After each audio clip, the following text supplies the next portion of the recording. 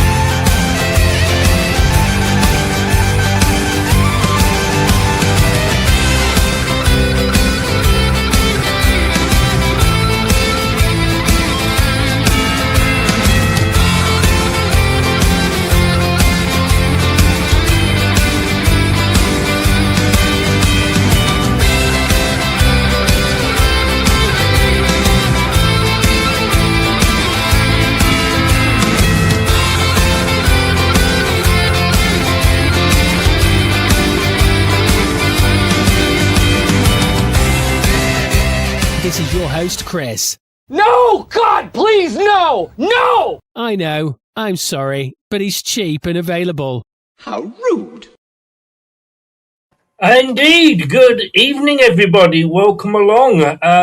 It's that time when I prove I know absolutely nothing about football. It's the prediction show. And in fact, in such shame, Josh can't even turn up tonight. That's how bad things are. No, it's not. He's having to work. And I've got to say a big thank you at the last minute jumping in. It's Wayne.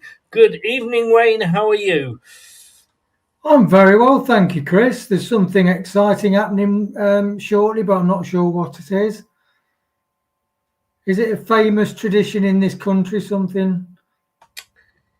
It's not Christmas, is it, by any chance? Oh, it rings a bell, Chris. It rings some merry bells. Yes, jingle bells, in fact. Yes. The shops have kept it very quiet, haven't they? It's difficult. It's like we were saying in the thing. It's more of a kids thing, isn't it? So you can tell the people that either like the sort of kids grow up and they sort of go off Christmas a bit. They get the grandkids come along, and all of a sudden they love Christmas again. Yes, totally. Right, well, here we go. It's match week 22 already. It's crazy, Chris. It really is crazy. Tell me. And we're over halfway, aren't we, through the season? I think it's the 24... 38 games. 38 games. Oh, no. Yeah. That's in the Prem, isn't it? Oh, my God. Yeah. I should have done my homework. There's 46 games. Yeah.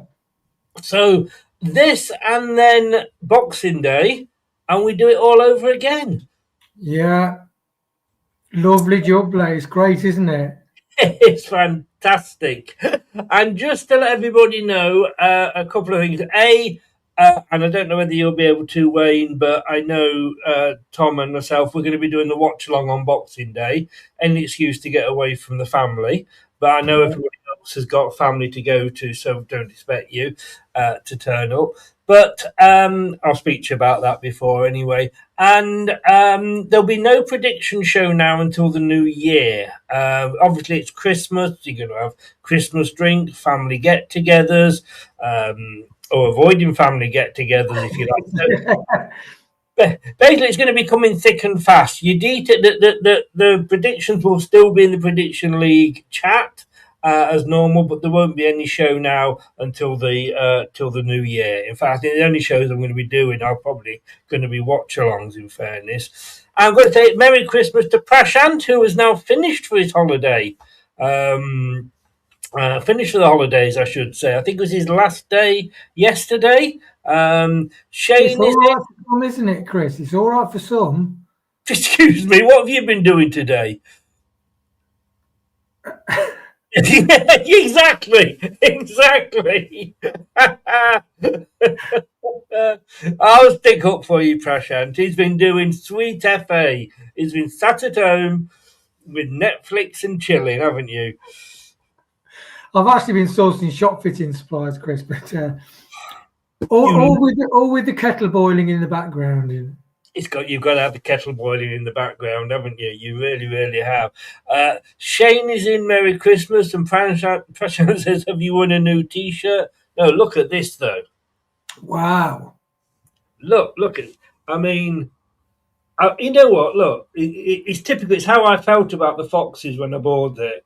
Thing is, I bought from the same place 2 T-shirts, the same size. One fits me a bit snugly and shows me moves off, and the other one's like me. I'm wearing a skirt, a dress. You know, it's like it's the same size. What's going on here?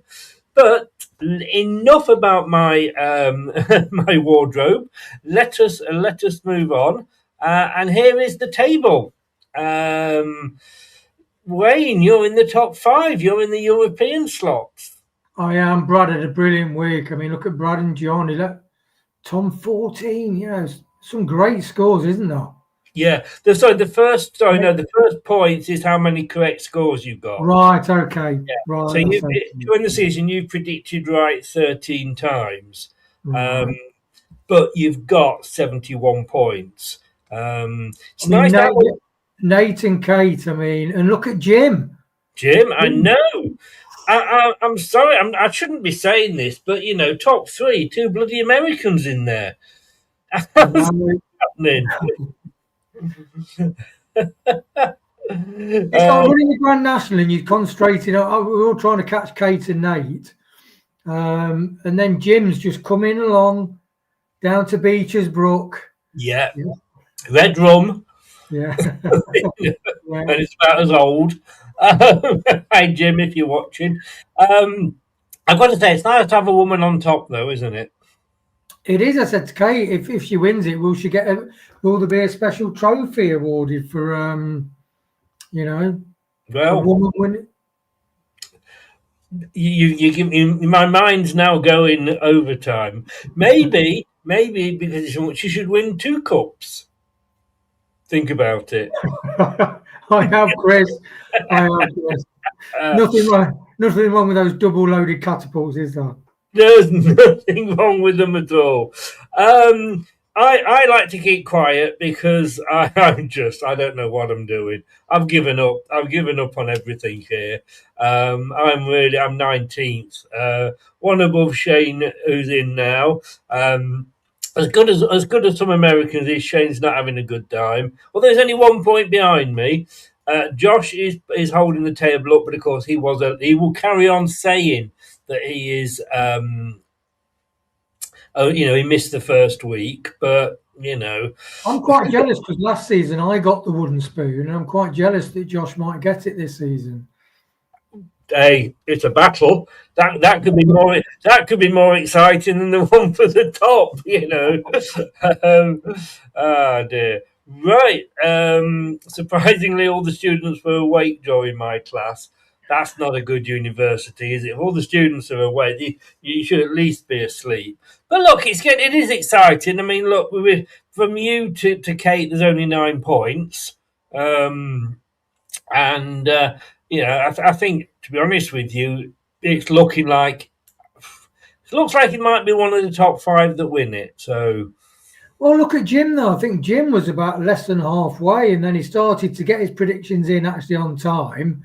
Yeah, that always helps. And actually sit there and rather than give it a quick minute, sort of probably spend 5 minutes looking at it. And he's done really well. So like whenever I play fantasy football, and I was like, there's a 10 million player. I got to 1 million in the first week, and then I didn't do anything for 5 weeks, plummeted near the bottom. Then when I actually started to, I'm doing all right, to be honest. I'm climbing. So you can climb up, Chris. Never lose hope. Never lose hope. Well, the funny thing is that I have just started. I do all these figures for the show. I don't even care. I just go and I just say, yeah, that'll do. And I'm no worse than what I was doing before. But I have to say as well, I am prepared. I have got my own predictions this week. Last time you were on, if you remember, I forgot what I was predicting as I was going along. But here we go. Here we go. So these are the matches this week. There's some interesting matches. Friday night, it's the Welsh Derby. Swansea against Wrexham. No love lost there, is there? No. No. Blackburn hosting Millwall on the first game on the Saturday. The ones in orange, by the way, are the Super Six. Preston against Norwich, who had a good win at the weekend. Doing well, yeah. Now they've got a new manager, maybe they'll turn things around, as indeed Southampton were doing. As soon as they appointed him, obviously it started going wrong. They're hosting high-flying Coventry. Bristol, who really started to sink, they started off really well, didn't they? They did. Thought automatic, at least in the playoffs. Maybe second, but they've just fallen away. In fact, yeah, talk about it later, but yeah, it's surprising about Bristol. Yeah, and then you've got another team that's falling away, Charlton. They were doing a Sunderland. You know, the playoff team were coming up and doing really well. All the pundits one of the pundits' favourites to all go down, but again, of recent they started to drop away, haven't they? Yeah, I mean it's whether I know in the winter it's very heavy, but the pitches used to be like quagmires, didn't they? Yes. And so when you had to play on those, but I think the pitches are kept in a lot better condition, so maybe the winter heaviness isn't there. But it's the size of your squad, isn't it? You know, you've got to have, like the top of the Premier League, to play 2 matches a week. You've got to have a good, strong squad. And Charlton are struggling there, but Tom's beloved Oxford. They're not there or thereabouts. They're hanging in there, aren't they? They are indeed. Derby hosting Portsmouth. They had a good run, and that looks to have again come to a bit of a standstill. Hull are doing well. West Bromwich Albion, they're talking about Ryan Mason could probably be the next manager to say goodbye. It's amazing sort of what the club's expectations are at the beginning of the season and then how things play out, isn't it? It is. And yes, I have just noticed that the prediction says week 19 on the left. I've only just got back off holiday. I'm going to blame that. Okay. It's as good an excuse as any. We're only human after all, Chris. Exactly. Can you blame jet lag from Lanzarote? Oh, absolutely. It's like man flu. It's real and tangible, Chris.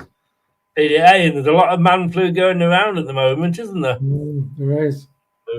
But so then Ipswich, who did it the other way, had a bad start, and now they're doing all right, but they came up against the mighty Foxes. They came across quality, Chris, and they didn't know how to handle it. No, and we never thought we'd say that about Leicester. No, we didn't. In fact, we had kind of saying, "Oh, I bet Chris will come back and maybe we'll get 1 or maybe 3 points if we're lucky, or a couple." But every match that went on, we're thinking, "That's not too bad, actually. That's not too bad." We're nearly on for 9 points. I mean, that is bonkers, really. It is, and all that happened. Those 3 games happened after I'd written my piece with the BBC about how shit Cifuentes was. Yeah. There's just no rhyme or reason, is there? You're a catalyst, Chris. You're a catalyst. I am, yeah. I mean, Brad did say about me staying in Lanzarote. I did say about starting up a GoFundMe page, but it didn't happen. Talking about the mighty Leicester, it's the Cifuentes derby this weekend. You can tell he's in the press conference. He's still got a lot of affection for QPR fans. And that's going to be interesting because they're a tidy team, QPR. Yes, they are. United, obviously, we know have turned things around again since appointing Wilder, who we should have appointed maybe, Birmingham, and then Watford hosting Stoke. And talking about QPR, 9 o'clock this evening, it's the preview show, and I will be speaking to a QPR fan. Blue is in. Hi, Blue. How you doing, mate? Hope you are well. Right, let's get on with it. Let's get this party started, as that well-known bard Pink once said. We'll start here with Swansea versus What do you mean? I live my life by what Pink says. It's not a good way to go, Chris. It is. It is very, very good. Like I say, I live my life by her. So coming into this game, Swansea have picked up 6 points from the last 5 games, both home and away. 1.2 points per game. And let's have a look. Swansea have scored 7 times in the last 5 fixtures. Wrexham, meanwhile, defence will have to be at their best today if they have to stop Swansea from scoring.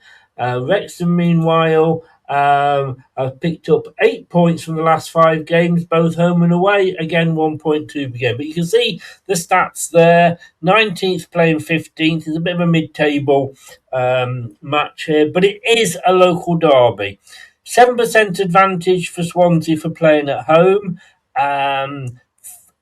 The AI has the bigger win probability going towards Swansea. Scoring, I mean, they're both, well, I mean, Swansea scored 22 but conceded 29, 26-25 for Wrexham. Interestingly, clean sheets, 24% of the home games, they've kept clean sheets, 29 for Wrexham. Well, you can see it all there, failed to score as well. It's going to have that extra bite because it's a derby, I guess. Yeah, and at one stage we were like, the luxury of 5 clean sheets, Chris. We would love those, wouldn't we? Oh, God almighty. Yeah. So would, yes. But it's interesting, like the team rating, Swansea get a better team rating than... Swansea on the left, aren't they? Yes, yeah. Right, yeah. Let me reverse that. Yeah, so that does make sense. But to be honest, Swansea, I think Tom said he was really worried about Swansea, and I really do. Although they had the 2 victories, I think they're going to carry on sliding down, to be honest, which for Oxford might be good. I think they're in trouble, Swansea. I do, yeah. I mean, like you say, the 19th, and they're one of those teams that sort of bubbles away, but never quite goes down. But one year they will be caught. But they are at home, and there is a slight home advantage there of 7%. Is that because of the fighting outside the ground, Chris, do you think? Probably, yeah, probably. In the last 8 matches for Wrexham, against Wrexham, 3 of these games have ended with both teams scoring. So, what are you going to... I mean, I know this isn't the Super 6, but we'll predict for tonight. What are you going for with this? I'm going to say Wrexham 1, Swansea 0. Oh, so 0 an away win to start with. I mean, look, Wrexham are conceding over a goal a game. I agree with you that it will be a away win, but I'm going to go 1-2. So a 2-1 away win for Swansea. Guys, get your predictions in the chat as we go along. And join in. And Blue has gone for a draw. He's starting off on the fence. So, the next game we're coming up against is Blackburn. They're hosting Millwall. How do you see this one, Wayne? Blackburn in trouble again. Yeah, Millwall are playing. I mean, one thing I noticed about Millwall, the goal difference for Millwall, the 4th, and the goal difference is -4. Yeah, yes. How does that even happen? I mean, that's normally mid just below, mid-table or just below, isn't it? In any division. So they are struggling to score. I think they don't score that often. But I think they're really organised. I think they're a good side, and I do think Millwall will win Blackburn 2-1. Right, 2-1. Blackburn are struggling. Blackburn, another team that's struggling, really. Yeah. It's strange to think that they're nearly, through the playoffs, they nearly came up one year, didn't they? Well, last year they finished just one place outside the playoffs. Yeah.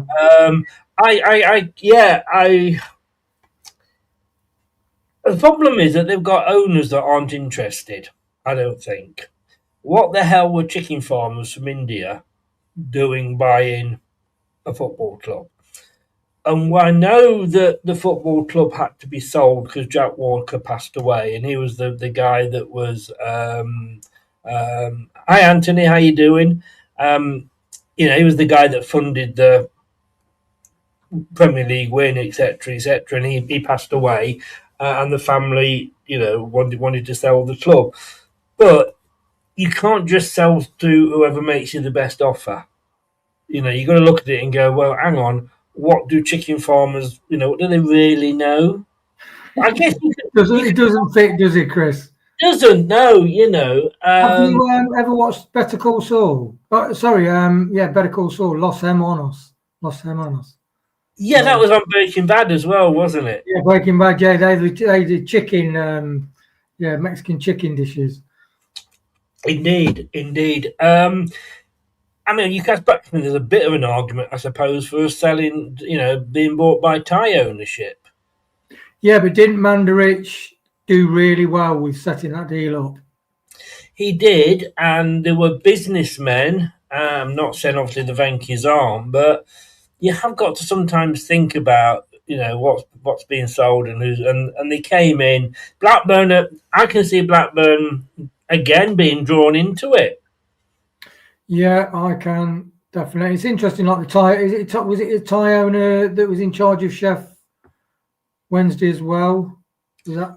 Not sure if he was a Thai owner, but he was certainly Asian, wasn't he? Yeah. So it's a different culture sometimes, and it's a very big step up, isn't it? I mean, you understand the American companies coming in because it's kind of similar sort of environments, isn't it, from over there?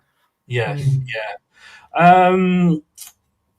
Look, Blackburn have not won in the last 5 games. 3 draws, 2 defeats, as you can see. Although at home they've actually drawn the last 3 games. It's a minus 17% home advantage, though. There's no advantage for them playing at home. It doesn't seem, and there's a bigger possibility. I can't believe that 40% possibility that Blackburn will win it. I'm actually going to go 2-0 to Millwall. So I just think Millwall, look, they have started well. Well, sorry, they didn't start well. Then they had a big run. Did they beat us? I can't remember. Everybody probably beat us at some point. But, and they were doing really, really well. And then they had kind of a little bit of a bump in the road. But they've got it back on track. And I wouldn't be surprised if Millwall aren't in there or thereabouts come the end of the season, Yeah, the beat is 1-0, Chris, at the end of October. Yeah, I think Millwall will. I mean, that shows you the beat is 1-0. Didn't any goals in, nicked a goal, and that is typical Millwall. That's why the -4 goal difference, isn't it? Yeah. They don't score many goals, so but they're a lot stronger than Blackburn. Yeah. I think if they were playing a mid-table team, different, but Blackburn, they're on the knees, I think, really. They are. Many things we like on the knees, but Blackburn Rovers is one of them. Frashant's gone for Desmond, our first Desmond of the evening. Frashant 2-2. I'll have a pint of whatever you're drinking. And Anthony's gone Blackburn 2, Millwall 1 on the premise that he hates Millwall. I know what you mean, but yeah, I need the point, so I am going for a Millwall win there. Have you noticed, Chris, the majority of score predictions, either in the chat or in the prediction league, is 2-1? Yes. So see them being really close games, don't they? Yeah, most of mine are 2-1. And somebody, I think it was Josh said it a few weeks, or possibly even you last time you were on. Yeah, there's a lot of 2-1s, and then when a 7-0 comes along, we're totally shocked. The first of our Super 6 games, which is Preston versus Norwich. Preston still up in third again. Yeah. Started off well, didn't do very had a bit of a drop-off, then came back. They haven't had the drop-off that they always seem to have at the moment. you know what? I'd love to see Preston get up to the Premier League. I really would. They're a lovely club. Norwich, meanwhile, obviously got a new manager now. Don't know who beat them and got the manager sacked. It was us, wasn't it? But they're in 23rd. But they have had a couple of wins since the guys come in.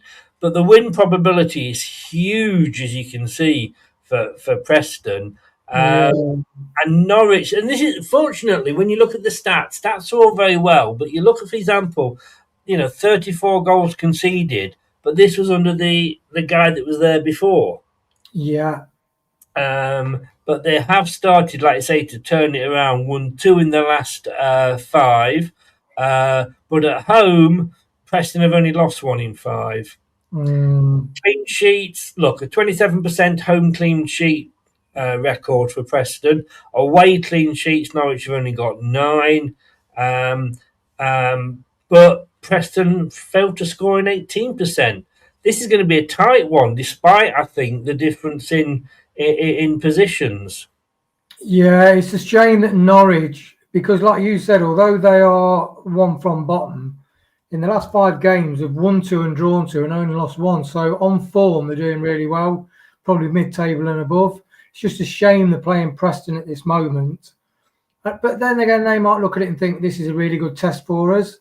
Preston, they are impressive, and I would love to see Preston at least in the playoffs. Yes. Not fall away. Historically, they've always been there or thereabouts, haven't they? They have.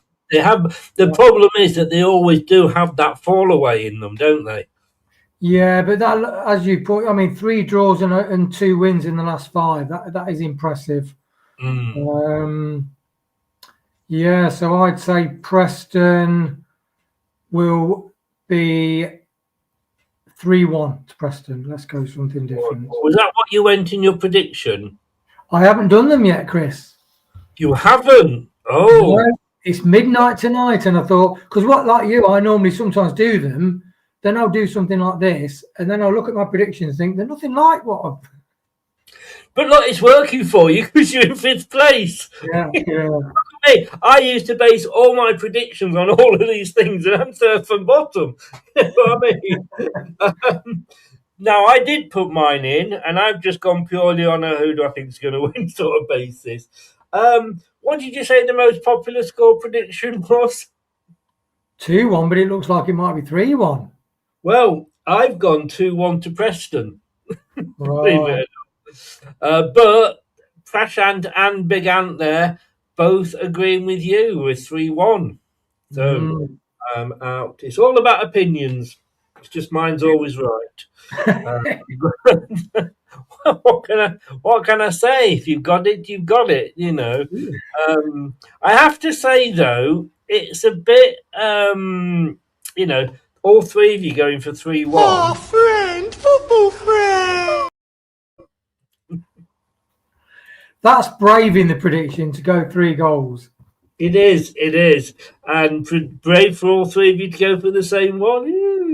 I love that, football friends. Right, next up, it is Southampton against Coventry. Now, Southampton were awful under Will Still. Anybody that watches these shows with me regularly will know my thoughts on Will Still. I think how he ever got into management purely by being good on FIFA, I do not know. And yes, he did okay in France, wherever he was, but then Ruud van Nistelrooy did well in Holland. We all knew how that ended up. Sorry to mention it, I do know you have a signed copy of his book and what have you. But they got up, but they beat us as well very easily, it has to be said. But they have lost a couple. Since obviously the caretaker manager did a brilliant job, given the job permanently, and starts to lose. Up against Coventry, what can we say about Coventry that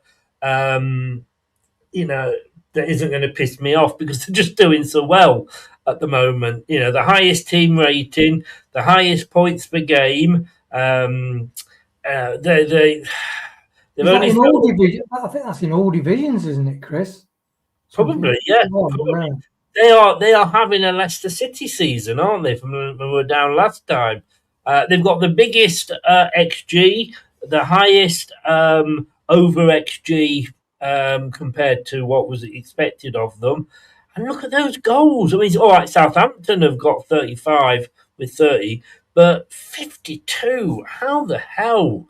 I mean, this is just going one way, isn't it? It is, but the one thing I'll say about Southampton is that, I mean, they lost against Norwich, didn't they? 2-1, and that Norwich are bang on form, so that was a really good test, actually, and that does show how good Norwich is. But Southampton, yeah, they're doing all right, Chris. They are. It's going to be interesting. So, I mean, the fact that they're 10th and just 3 points off the playoffs, having such a woeful start. I fancy Southampton with this game because I think when you get to this stage, you're nearly halfway. This is a real. If they lose to Coventry, it kind of will say they're an also ran. I think they're really. I mean, it's a close game against Norwich, so I think Southampton will continue. And here's the interesting thing about it: the reason why they win, and Tom will probably agree with this, is because they play 4-2-3-1. Don't you dare start me on that one. No, I think Southampton are going to. It's going to be 3-2 to Southampton, Chris. Oof! Wow. Well, there's another 3-2 in there as well.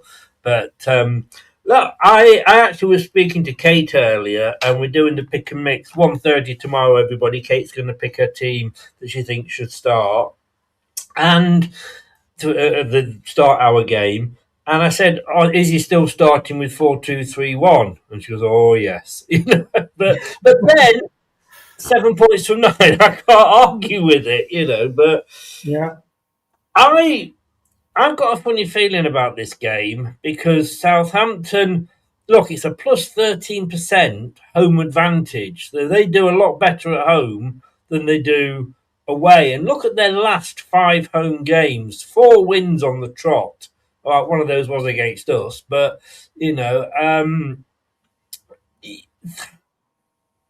think this one's going to end in a draw. Right. I'm actually going to go.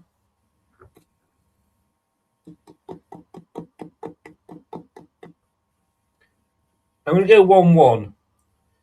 I did consider a Desmond. That's low scoring game, isn't it? It is. But Coventry got a tight defence, and let's be honest, we all love a tight defence, don't we? Sorry. But I was considering a Desmond, but I think I'm going to go for 1-1. Anthony's gone 3-2, he's gone 5 goal thriller, but to Coventry. Prashant's gone 2-0 to Coventry, and Blue Fox has gone 2-1 to Coventry. So nobody agrees with us, Wayne. No, which is okay. Yeah, it is. And to be honest with you, looking where I am in the league, nobody wants to agree with me either. Really, really don't. You not had anybody copying your homework, Chris? No. Well, they wouldn't want to, like I say. So yeah, but I think, like you said, I have a feeling for this game that, I mean, Coventry. I don't know. I think it's going to take a collapse of Newcastle standards that season when Man United caught them for them to not go up. But or as last time in the Championship under Enzo. Exactly. Very true. We nearly blew it, didn't? Well, I think we would have gone up just not having won it. All right, here we go. Then the next game is a Super Six, and it is Bristol and hosting Middlesbrough. And 11th playing second. I'm really impressed with Middlesbrough this season. They've kind of gone about it quietly. It's very close to the win possibility, 35-37. But home advantage for Bristol is +3. Look at the last 5 games for Middlesbrough. Won the last 4 again. The last 5 away, they've only lost 1. Bristol lost 2. I just looking at that again. I think Bristol 11th. When I was doing this, I looked at the table, and I think we kind of said at the start, didn't we? I thought, where's Bristol? Yeah, you thought it was near the top. Yeah. Well, I remember I've been away for 3 games as well, so I've not known what's going. I'm like, what? Where are they? Yeah, they've lost twice and drawn 1 in those 3 games, Chris. Yeah. Mm. So what do you think about this game? I think Bristol are going to be panicking a bit, to be honest. Yeah, Middlesbrough, very impressive, Chris. Very impressive. Well, they won the last 4 games, haven't they? Yeah. I mean, that is a run. I mean, we're actually... Oh, no, I was going to say we're on the run to... Well, 4 unbeaten anyway on the weekend, but strong side, quality throughout. I think that they're in the top 2. I do think they're in the top 2. Well, they are, aren't they? How many points? Yeah, they're in second. Yes. Yeah, Nothing gets past you, Wayne, does it? No, the 7 points. It's like Sheffield United last season. The 7 points ahead of Preston. I mean, that's impressive. That is. Yes. So yeah, Middlesbrough, I'd say, are going to win this, and it's going to be a 2-0. 2-0 to Middlesbrough. I agree with you. I mean, look, like I say, I do think they've gone about it quietly. There's not been a lot of fuss made about it. A lot of people were saying, "Oh, it wouldn't last," and they did have a bit of a dip, didn't they, in form? But they they're still there. They're still there in second, like you say, with that gap. Only lost 3 this season. What did I go for? What did I go for this one? Oh. And now you know why I'm going to be near the bottom of the prediction league. I went for another 1-1. Ooh, yeah. Oh, I know. What was I thinking? At all there? Remember, I did these purely plucking them out the air. No science in it whatsoever. Yeah, so 1-1. You could have said I done these after hours of looking at spreadsheets, Chris. I should have. This is vodka. This isn't water. This is vodka. Right. Let's catch up. Of course, Ant he says he's an Arsenal fan, but he comes from Bristol. We do well against Middlesbrough at home, but I'm going Bristol City 2, Middlesbrough 2. So he's gone for a draw as well. Well, fair play to you, Anthony. Fashion says, I appreciate open and democratic approach this channel takes. Certain world leaders should take note of it. Well, Fashion, get on the phone to FIFA and put me down for next year's Peace Award. just putting it out there. I mean, we talked about this last night on the Late Football Show with Dan. What the fuck are FIFA doing giving peace prizes out? The bloody Football Association, for God's sake. Oh, I don't know. Bristol 1, Middlesbrough 3, says Prashant, and Blue Fox has gone for Middlesbrough 2-1 as well. Yeah, sorry, just Prashant. Your babe station impersonation. Hey, well done, Blue. Well done, Blue. There you go. It's me and Trump, the 2 winners. Right. The next game is Charlton and Oxford, Chris. I've written the wrong game down here on my list, but it is Charlton versus Oxford.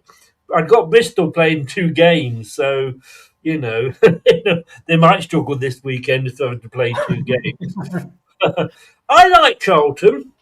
I've said before many times. I don't know why. It's just something from my youth. I think it was to do, like I've said many times, with those badges that you used to get when you got the petrol station.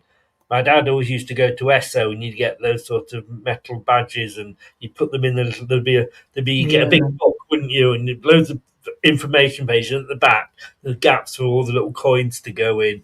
And I think I had something like 10 Charlton Athletic ones. They were like the most popular. But yeah, I did. I've got a soft spot. Came up, as we said earlier, proving everybody wrong because all the pundits had them to go down, which I guess goes along with the playoff positions. But they have dropped. They're back down to 17th now. Oxford 22, still in that relegation zone, holding that last position. But look at Charlton, 14% home advantage and a huge win probability gap, 45 over 27. And they both had a bit of mixed form at the moment. Yeah, Charlton are plummeting. I know they've got a draw, but that's 1 point from 6 matches. That is dire. And it'd be such a shame. I mean, maybe the confidence was only eggshell thin. So sort of, they started off well, played some good games, and then maybe get beat. It's like the heads have dropped. How we sometimes have been accused of being weak-minded. Yeah. But Oxford, I do like them. I think I've always fancied them to get out of the relegation zone. I mean, 3 draws and a win out the last 6. If they weren't so were they rooted to the bottom, I think, at one stage? Well, they've always been. I think you've always had Sheffield Wednesday have had that pleasure, but they've always been in that bottom 3. Yes. Yeah. So I fancy Oxford. I think Oxford will win 2-0. Oh, right. Wow. Sorry, Tom, if you're watching. I'll say that now. And I have nothing against Oxford. In fact, 2 weeks running, I actually gave them my performance of the week. They're the only team yes. Performance of the week twice. So, looking against Oxford, I have to go with my for some reason, my favourite team. Yeah, look, that home advantage said a big for me. Plus 14%, believe you me. Like I say, only half the teams are in a plus position for that, and that's one of the best. Although when you look at they've lost 2 in 5, it's going to be tight. But I have gone for a, believe it or not, 2-1 Charlton win. Actually, looking at the clean sheets of Oxford, just thinking, that's 9%. That's interesting. Only 9% clean sheets away from home. Yeah. But again, if there's ever a season for ignoring stats, it's this season, isn't it? It is. Passion says, of course, Chris, you are definitely more deserving of the award.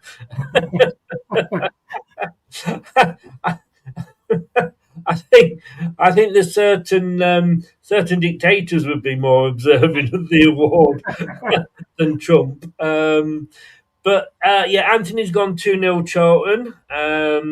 Blue Fox has gone for the draw, 1-1, and Prashant has gone 1-0 to Oxford. Interestingly, I would have probably, had I not already put in the 2-1, I would have probably gone for a 1-1 as well. But like I say, I did put these in earlier. Light buses, you wait for one to come along and then 3 come along together. It's our 4th Super 6 game. It's Derby hosting Portsmouth. Derby, who were doing all right, they'd had a bad start to the season. Then they kind of thought, they're turning it round. And they've not done very well for the last few games. Look, we beat them. Portsmouth, I do fear for Portsmouth. They're not scoring goals. And you look at that, only 17 goals scored. That's less than 1 a game. They managed to stay up last season. I think they could very much get dragged in and possibly go down as well. And look at the win probability, 45 over 27 for Derby. This surely is a home win, isn't it? Yeah, I think so. It's interesting, Derby didn't have that fantastic run in November, like beat Sheffield United, Hull, Blackburn, lost against Watford, then beat Swansea. But then it sort of tailed off. We beat them. They drew against Millwall. They beat Sheff Wednesday, but now they are struggling, Chris. And there's so many teams that they get a bit of a run together. They just can't hold it together, and that's why Middlesbrough is so impressive to win 5 games on the trot. And that's what Leicester need to do. So I think Anthony's gone. Wow. I know. I just noticed that. I think he's on the vodka. Yeah. I'm gonna say Derby 2-0. 2-0. Yeah. Portsmouth really are. I'm not saying that you're predictable at all, but your last 3 games have all been winning 2-0. Well, I'm trying to veer away from the 1 goal difference predicting scores. Yeah, I mean, it's good to see that, you're not going for the boring old 2-1. Well, I've actually gone Derby 2, Portsmouth 1. Hey, yeah, you watch all these 2-0 predictions. They all go tits up, Chris. Well, there's not going to go 2-1, but yeah, I think Derby will edge this. I do seriously worry for Portsmouth. I mean, they're only 1 place off and 1 point above Oxford. Funnily enough, I see Norwich surviving now. I do see them possibly going up. Oxford may just survive. I wouldn't be surprised if we don't see Portsmouth and Swansea down there. They're probably the 2 to go down. Yeah, I mean, Anthony, what are you drinking? Derby 3, Portsmouth 3. Portsmouth have only scored 17 goals in 21 games. Where are they suddenly going to get 3 from? And that's the thing. When you're in the bottom 3, like when we're in the Premier League, you're thinking we need 3 teams to be more shit than we are. Yes. And the good thing for Norwich and Oxford is Portsmouth, Swansea, and now Charlton, who are on a die run. There you're thinking, hey up. That at least gives you a bit of hope, doesn't it? It does. It does. If they can sort of put a few runs together. Right. Okay. So moving on to Hull versus West Bromwich Albion. I did mention earlier about Ryan Mason. I'm going back to when we were in the Premier League, and I think it was Dave suggested, in fact, I'm 100% sure Dave suggested that, sorry, I should have said Pashant's gone 1-0 and Blues gone 2-0 to Derby. He suggested Ryan Mason to come to Leicester because he was caretaking. Typical troublemaking Dave, isn't it? It is, yeah, because he was caretaking Tottenham at the time. I mean, they did actually manage to win at the weekend, which may have kept him in his position. But I don't think he's going to be with us long. West Brom, they're not used to being down where they are. They're usually up fighting in the playoffs, failing to get, always managing to miss out.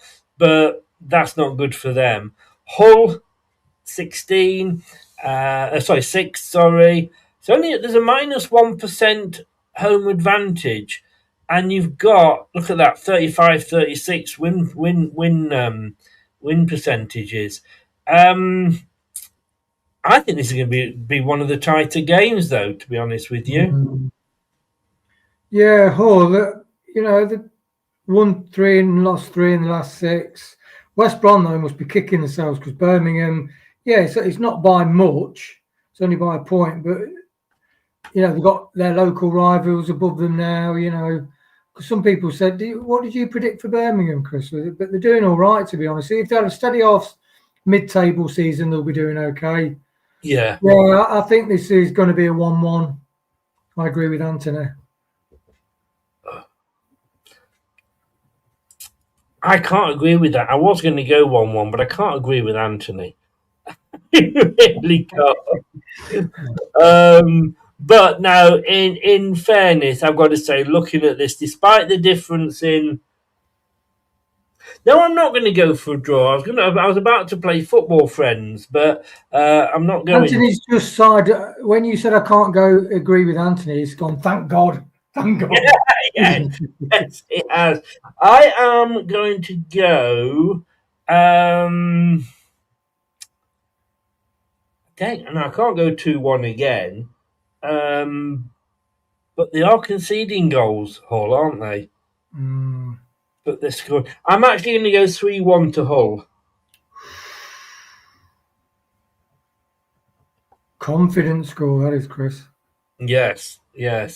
Right, so let's have a look. Hello, go on, Chris. Say 1-1. I can't, Anthony. I can't. Blue Fox has gone 2-0. Anthony. Oh, sorry, that was the last game. Sorry, Anthony's gone 1-1, as we said. Blue Fox has gone. He's gone for a Desmond, as has Prashant. So, a couple of Desmonds in there, but a lot of draws. There's only me that's been brave and not gone for the draw. Next up, it's Ipswich, who were on a roll. Look, they started the season badly, then suddenly kicked in, and I think they were everybody's favourites, not only to get promoted, but to win as well. And they were everybody's favourites to beat us, virtually. Nobody predicted that, did they? No, I actually predicted an Ipswich win. I did go for an Ipswich win. You did as well, yeah. No, it's awful, Chris. Yeah, but look, let's not. I've never been so happy not to get 3 points before, you know. But it's a huge 13% home advantage. And look at the win probability there: 76 versus 9. Look, Sheffield Wednesday, they're on -9. They're down. I mean, I don't get the point of giving them that other 10 -10. What's the word I'm looking for? Deduction. Thank you, sir. Thank you. I don't see the point in that because it's they're down anyway. What's the point? You're not fine. Just kick it. You see somebody struggling, I just kick them in the nuts while they're down. There was 0 point that it's going into receivership. They will be bought by somebody with due diligence, hopefully, that tested them out. So what is the point of that? I don't know. It's just hurting the fans. It really is. And the idea, it's a mockery of their claim that they want football to be an even playing field, isn't it? It does. It does. And you look at you look at this situation, and like you say, the owner's not even there. These points deductions are meant to hit the owners because obviously they're back in the club, but the owner's gone. So what's the point? I feel sorry for Sheffield Wednesday. I really do. Because the thing is, he's not been given that deduction for his life ongoing. He's made all the mistakes and run it like Schittler, and he's gone off and they've punished the fans who had nothing to do with the decisions he was making. It's ludicrous. Yeah. I can't see this any other way than a home win. No, they've got to be preparing for next year. Yeah. Oh, wouldn't you like it? Wouldn't you like to do? Well, it's interesting watching Tom's FM managers. Really interesting, all the different mechanics inside. Players revolt, Anthony Knockout being a bit big for his boots. Yeah. Social groups. John Rudkin appointing people behind Tom's back and everything. So it is really interesting. Was he? Yeah, Tom says, oh, apparently I've got a new coach. Oh, obviously John's appointed him without even asking me. Wow. Obviously, again, I've been away for 2 weeks, so I haven't seen the shows. And it's very interesting when you watch it, when he goes, I'm going to say this to this player, and he nearly had to. If you haven't watched it, guys, it's Football Manager, Sunday nights, 9:00, and he plays a few games every week. And we've done the scenario where we've been demoted to League 2 because of PSR, and he is trying to build us back up with the youth, basically. Very, very interesting show. Do check that out. But yeah, I can't see anything. Look, points per game, 2 for Ipswich at home, one of the highest. I'm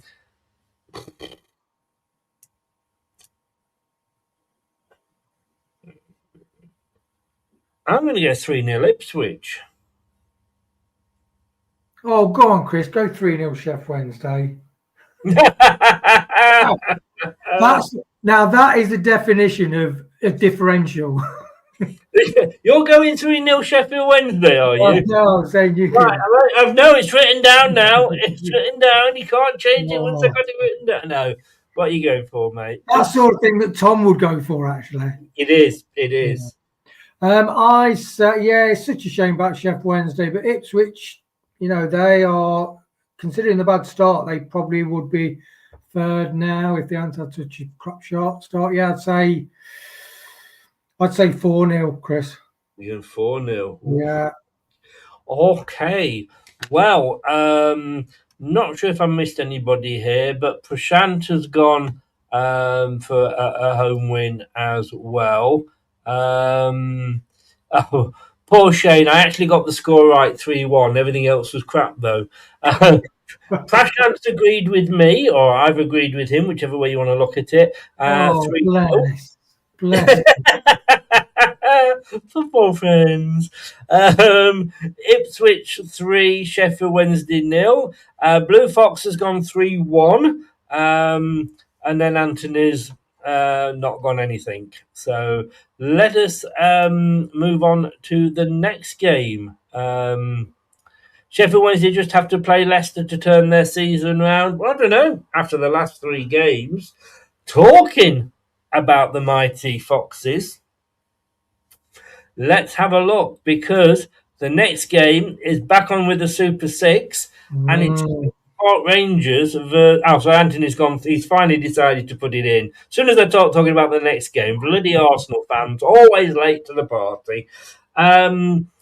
QPR versus hosting Leicester City. It is a Martin Cifuentes derby, going back, because you said he still likes. Well, there's no reason why, when a manager moves on, why he shouldn't like the club or the fans, is there really?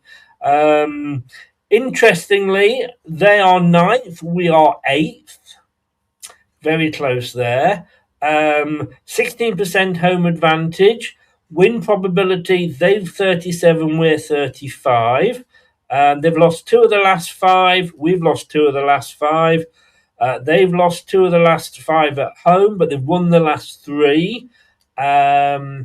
We have lost 2 of the last 5 away.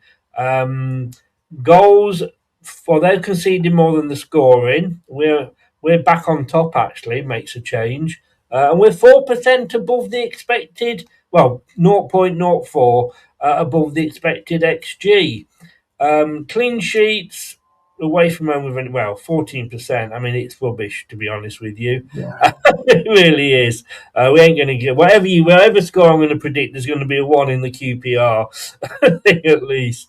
Can we carry on this good run? I mean, suddenly, and I'm quite happy. Like I say, if somebody wants to give me 50 quid to get a return ticket to Lanzarote, it was only £32 when I went, I'm happy to do that.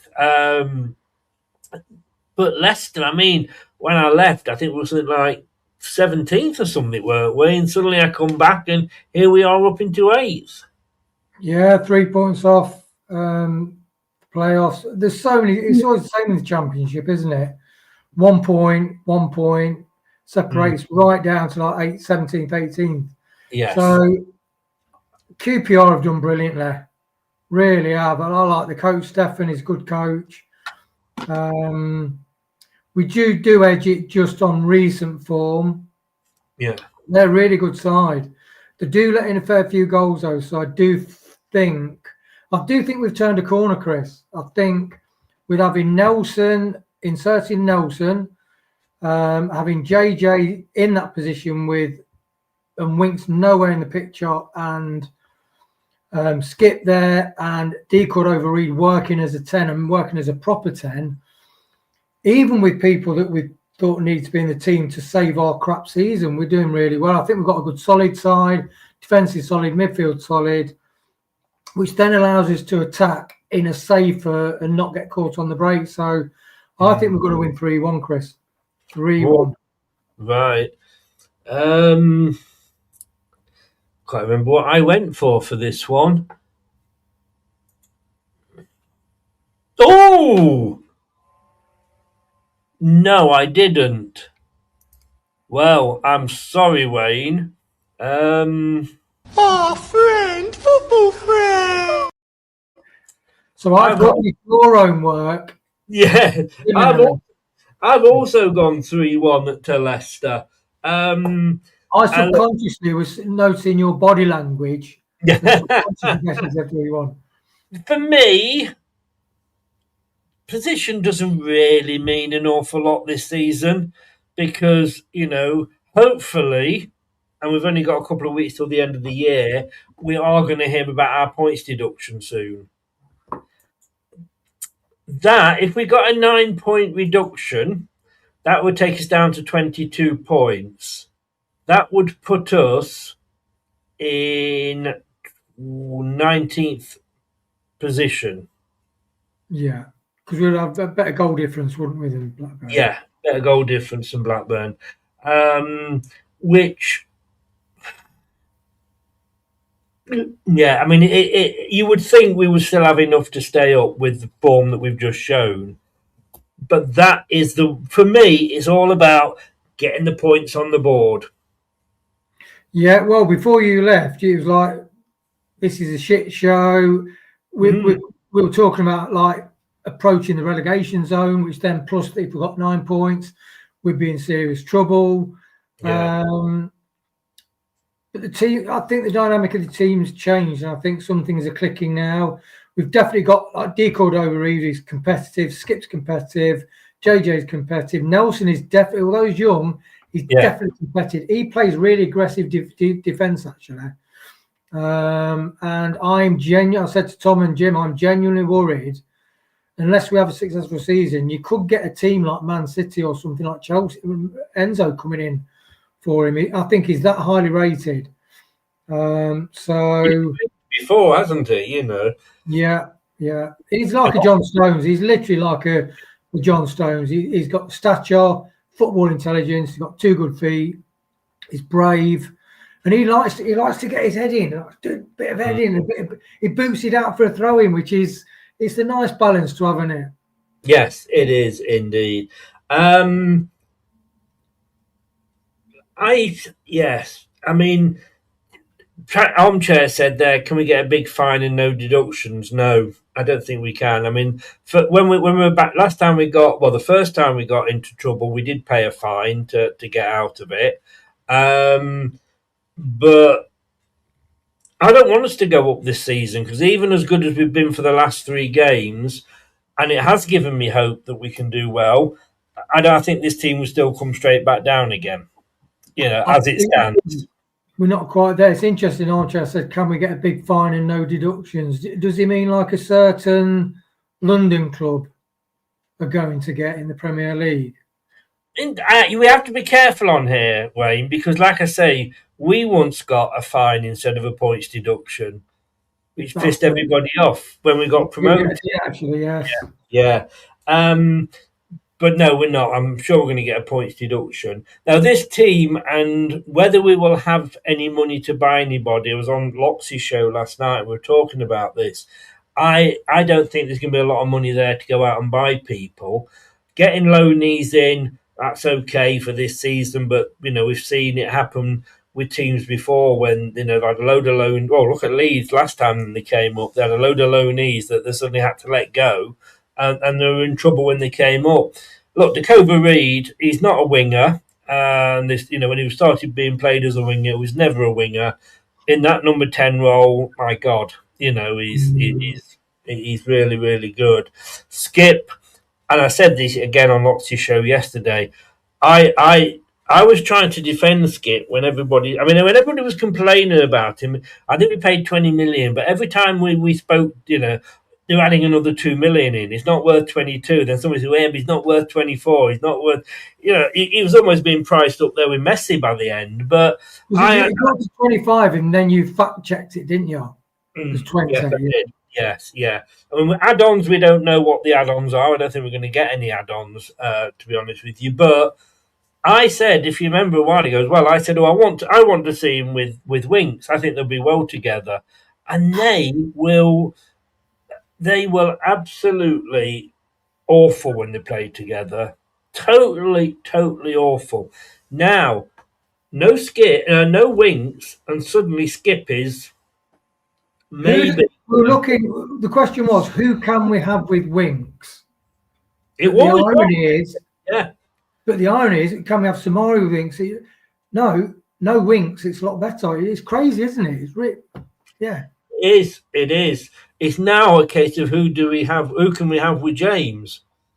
And I have to say as well, even Sumare, before he got injured, he was looking better without Winks. It's going to be interesting. I want to talk to you about a certain striker we've got training with us.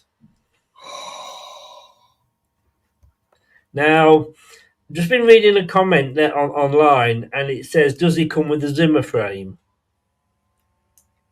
I don't. And I can't believe I'm about to say this, because I moaned about at the time. I moaned about AU, and I went even madder about Bobby Dakova-Reid, and this guy's as old, if not older, than those two.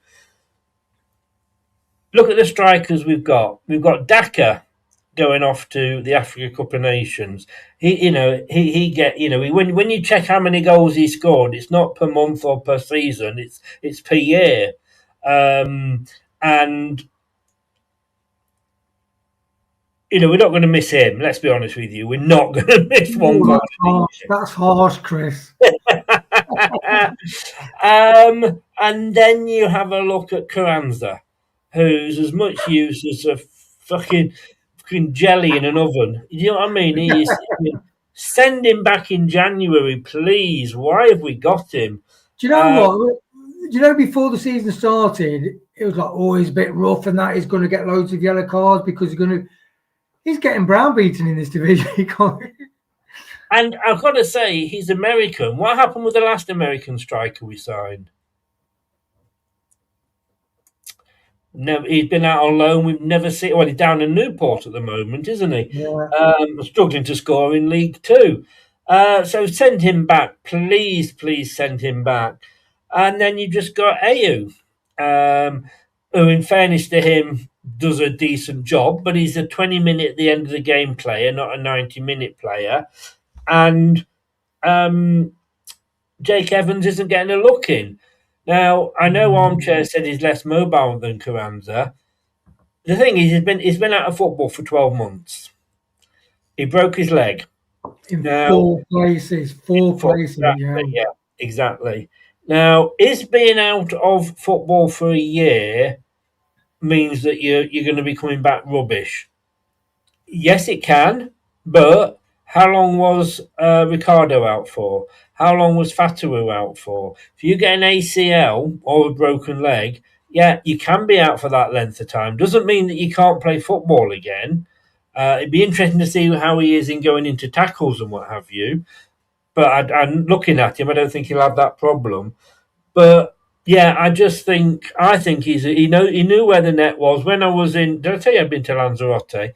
And when I was in Lanzarote, when was that? Out 4 times this year, believe it or not. we found this beautiful little sports bar. You can't swing a cat in there. It's so small, but it's owned by a West Ham fan, lovely lady Jo, and she's one of these like, "Hello lads," when you walk in. "Hello lads, what game do you want to watch?" "Right, let me get that one. Is that on Sky?" "No." "All right, you need to go sit and watch that telly then. Telly number 5. I put it on there with the doodle, dongle, what have you. Love it. But West Ham fan, and she says she's just got good memories of him. Love him. You know what? I used to, when we were watching the Premier before, and he played in the real one up top West Ham. Yeah. Yeah. Five in defence, 4-5-1. He worked his socks off. He looked after the ball. He did know where the net was. Maybe not so cultured in his absolute control. No. He held his own, and he used to score on his own and score some brilliant goals, actually. And he would give 100%. Yeah. So it's that's an armchair. I mean, I don't agree with I agree with most things he says, but that I just don't. If we sign Antonio, it will prove that nothing has changed upstairs. Right. I'd say that we need Antonio because of our financial position. So we're not.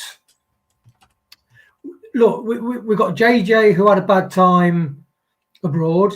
We've got JJ who's a Premier League quality player who was suffering from injuries. And we've got Antonio because he's had a 4-leg break. And that's the market we're in. But the interesting thing is, though, the loan players at one stage were outperforming every single contracted player. So I'm happy with the loan thing. If we get 2 people on loan in January window, I'm really happy.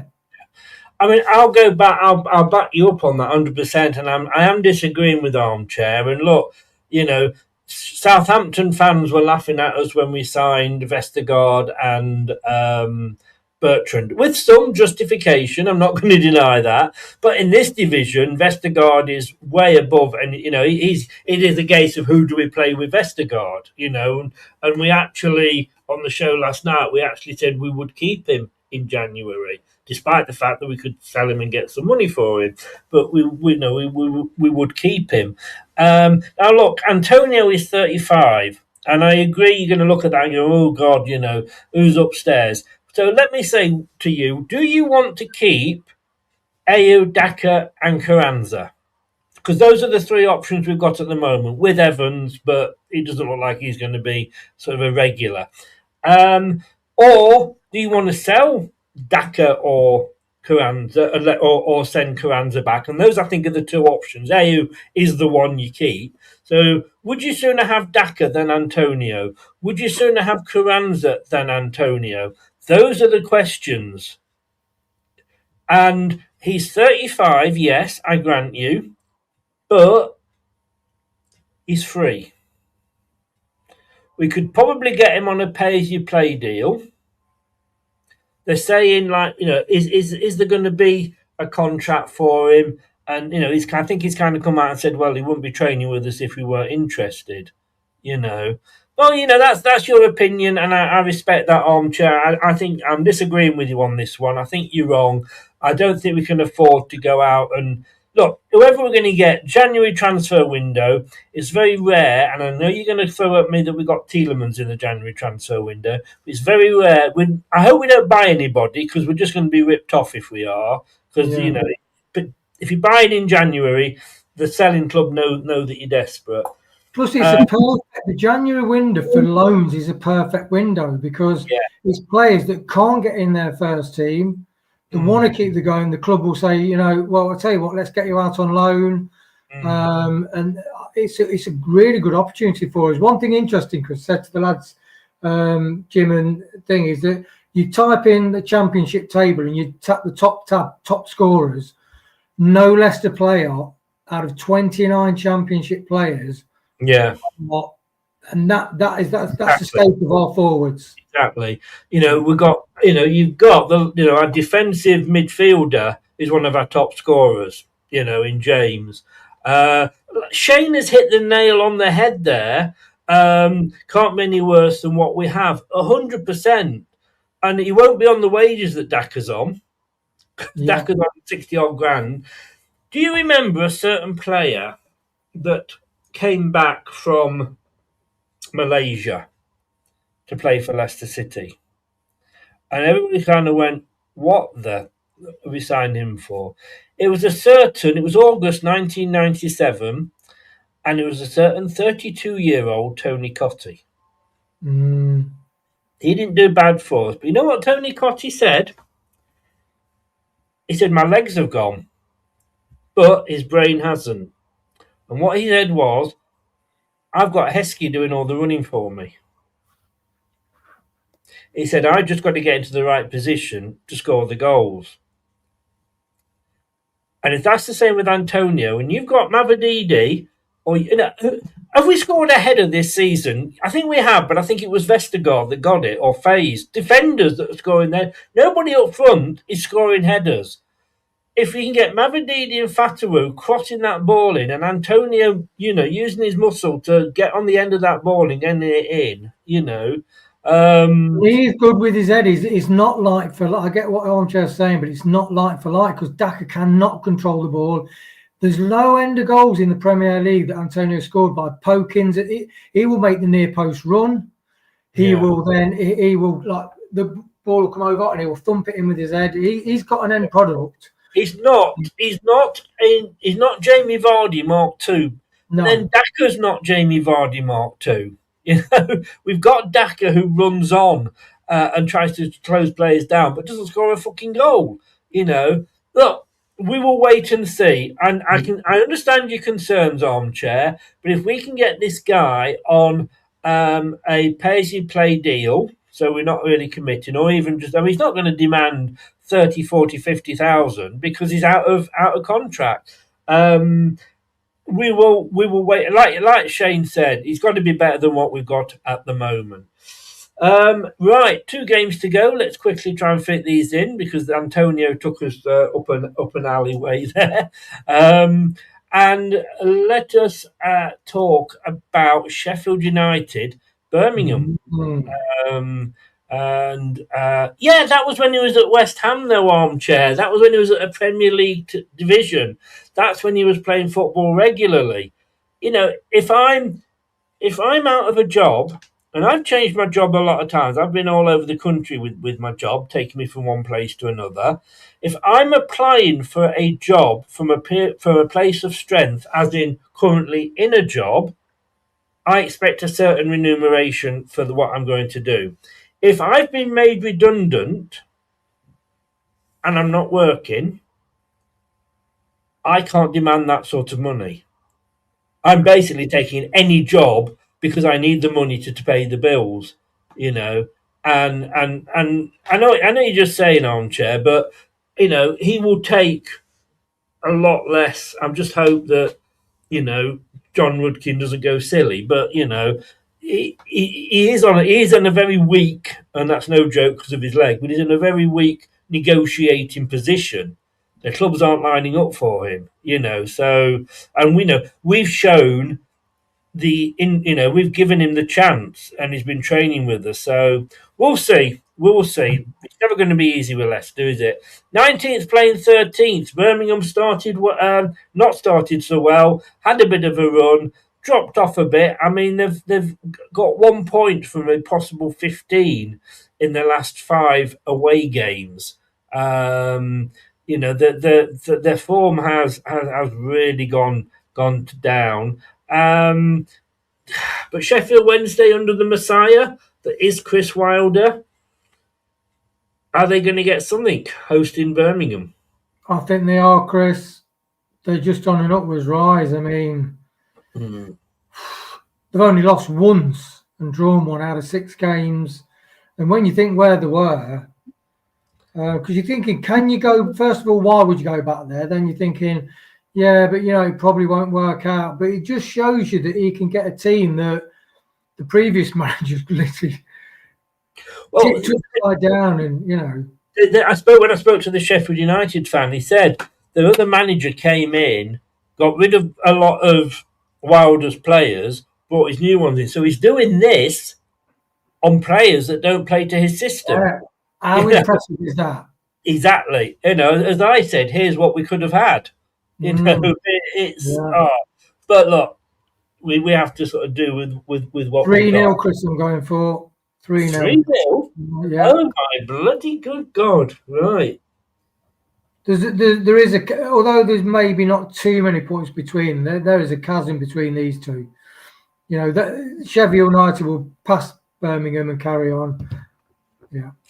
Interesting. Prashant, just to go back, I said. I find Antonio's encouraging, although he has been out for a bit. He's fired to get back into the game and help him. Speaking from experience, I played better after I recovered from a broken leg. Yeah, I mean, I broke a couple of fingers in my hand once, and I said to the doctor, I said, "Will I still be able to, will I be able to play the piano?" He said, "Well, yeah, of course you will. Why are you asking?" I said, "Well, I couldn't play it before." Hey, that's pretty good. One thing is, I love and appreciate dad jokes, corny jokes. Yes, you got to. My kids hate them, but I love them. Yeah. I love them, especially on the radio shows in the morning. Look, Armchair's gone 2-0 Sheffield United.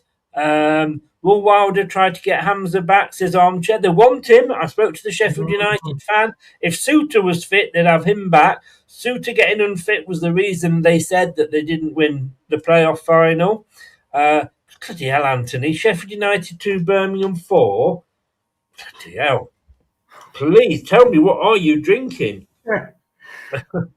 And do you end up beating your wife afterwards? That's the question. I've gone, you're not going to believe what I've gone. Have a guess.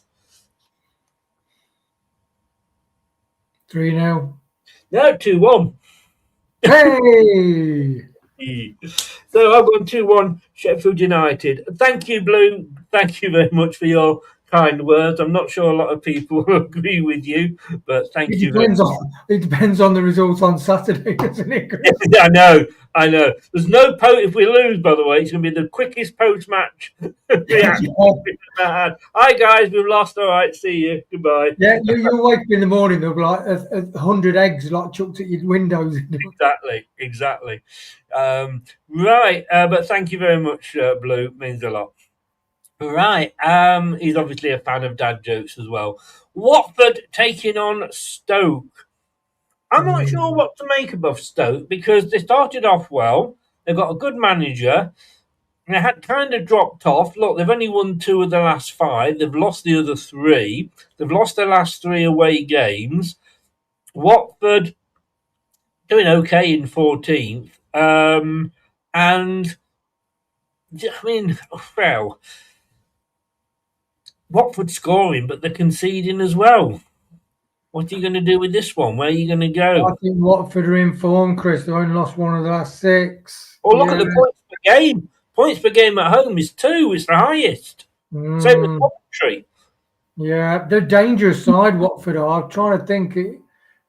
They've got some really quick transitional midfielders. Don't big them up too much. We've got them on Boxing Day. Yeah, I really like Watford. Who's their midfielder? Mbama, Kiembe. Yeah, Doumbia. They've got some really fast. Watford have always had young, fast, athletic players all through the history. Yeah.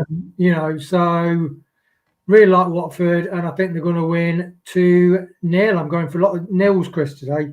No, 2-1. We'll go for 2-1. 2-1. Hey! I've gone. I think it'll be a Watford win. Anthony's gone for the draw. Armchair thinks it's a win for Watford as well. He's gone your original 2-0. I've gone 1-0 to Watford. Right. But their home form, 20%, a 20% home advantage. 45%. Is that the highest it's ever been? Yeah. Well, it's the highest there is in the league at the moment. Yes, It's actually higher than Coventry at the moment. Right. So fair play to them. And look, 45-27 win probability in Watford's favour. So I agree with you. Wayne, sir, thank you very, very much for coming on. We were going to have a show at 9 o'clock. We're going to be talking to a QPR fan. We will be kicking off at 3 o'clock. The watch along from 2 on Saturday. Like I say, Marty Cifuentes derby. Will you be able to join us for the post-match? Yes, definitely, Chris. God, I'm dreading the post. If we lose, I'm dreading it. I really, really am. Where the police are behind one of them lighter shields. Yes, I think I'm going to need one of those. But look, thanks everybody that's been in the chat. Appreciate you joining in. And do what it says across the bottom. Click all the buttons, subscribe. And don't forget to hype as well. You can hype now. Please do hype the show. don't go and do much. I'll be back at 9 o'clock talking the weekend's game with a QPR fan. I will see you possibly tomorrow for the press conference. Yeah. See you tomorrow, Chris. I will see you tomorrow. Thank you very much, everybody. And I will see you later. Thanks, Wayne, for joining us. And yeah, that's it. I'll see you later, guys.